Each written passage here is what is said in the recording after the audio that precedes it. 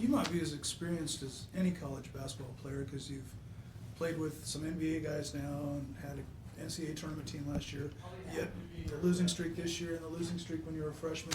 You've kind of seen it all. Do you feel seasoned and experienced? I definitely feel seasoned at this point.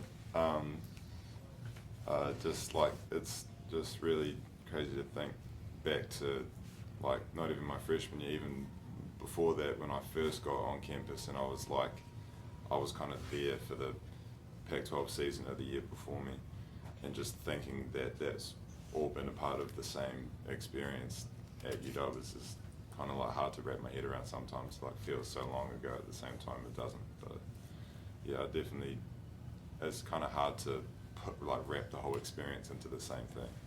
Hey, how old again were you when you first signed here, and what were the reasons that you picked this school? Because at the time you were looking at Pittsburgh, right? And what's some other schools? It's going a while back now. Yeah, no, I was. I think in my second last year of high school, which is year 12 in New Zealand, Jamie Dixon was like talking to me and stuff, and that was the first kind of like real face-to-face interaction I'd had with the college coach. And then, but I wanted to finish high school, so I stayed that extra year.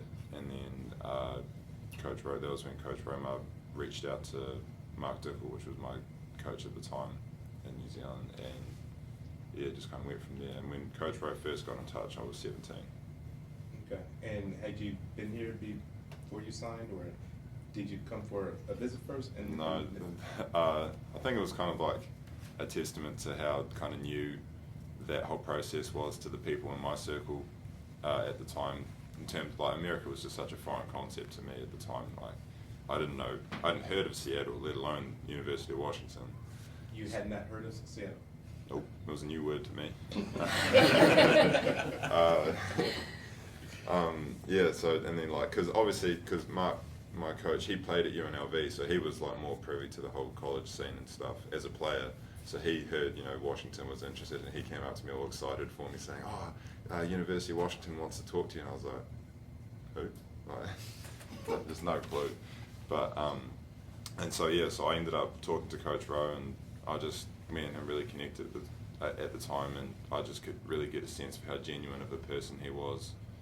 And, that was one thing that I had, I reached out to people, that I could, who I figured would know more about the subject than I did, which wasn't hard, to be fair. But a lot of things they just said is like, it's at the end of the day, it is a business, but you will find people that are genuine and care about you as a person off the court just as much, if not more, than on the court. And I think that was something that I really wanted to find, and I feel like I had, I made that connection with Coach Rowe. So that was a big part in me going with him. So it was not a dream of like a young Sam Timmins at 10 years old to go to a university or anything like that? No, at that time I wanted to be an All Black and play rugby.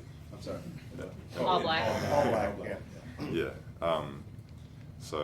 The basketball scene kind of happened later in life. I ended up just playing it with some of my mates, and it was fun, and I ended up falling in love with it and enjoying it more than rugby, and that was the path I went with later on. And then even after I chose basketball, I didn't realize America was even like a way you could go until my coach kind of told me about it, and I was like, oh yeah, let's do that. So it wasn't, I feel like, a lot of kids kind of grow up with that being their dream the whole way, when that wasn't really me.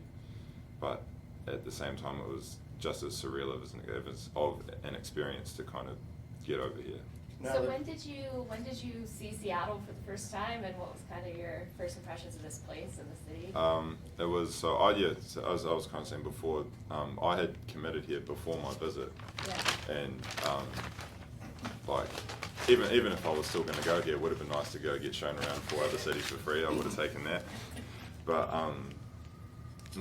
so when I got here, it was me and my dad in December 2015, and we were both just like wide-eyed the whole time looking around. I couldn't believe that this was a university facility, because university sports is barely even a thing in New Zealand, let alone the scale it is over here. And like going through all the facilities and all the staff and the academic staff and walking through campus, it was just like, and to to come halfway across the world and then have 2 days to experience it and then go back, it was just, my mind was just whirring the whole time, and I feel like it was a very like overwhelming experience. It was exciting, obviously. Now that you've played Division I basketball here, can you see yourself playing professionally, internationally somewhere? Would you want to pursue that?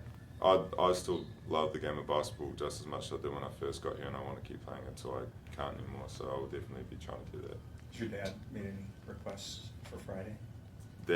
No, he hasn't yet, but he gets in tomorrow, so if he has any, I'm sure he won't hold back. Did you ever think about leaving when Coach Romar decided, or was let go from Washington?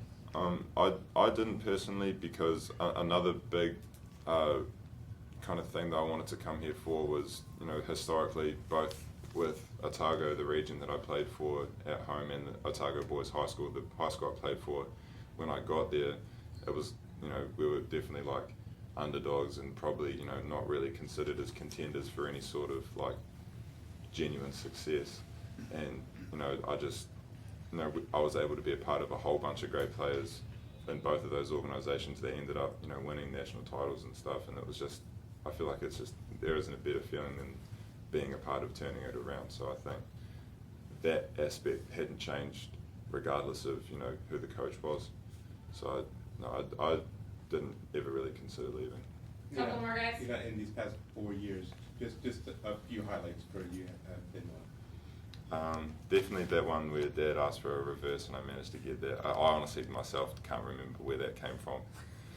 And then obviously winning last year was a great experience, especially with the guys that we all went through it in the freshman year, and then to have that experience was great. But then also just all the relationships I've been able to make with people from all parts of the world I wouldn't have been able to if I hadn't come here is probably more special than any of it, really. How do you feel like you've changed the most from the time that you got here until now, senior? Man, I was worried about that, Christian. Don't make him cry now. No, I'm not going to cry. He's It's not just, hot. it's He just- won't cry. He's not hot. It's just, you know, it's just like, it's hard to, because I feel like there's just been so many positive influences, you know, basketball-wise, as a person, as, you know, being able to help other people, all that sort of things. It's, I feel like to mention one would kind of be a discredit to any of the others, and I think that in itself is kind of a testament to how I feel about my growth over my time here. It's just, in all aspects, has gotten better. Do you have One more? Do you have a degree yet? Huh? Have you got your degree yet? No, but I'm only taking one class at the moment, and that's all I need to get it, so I'm making sure I get that locked down. All right. Thanks, Sammy. No worries, cheers guys. Did you ever get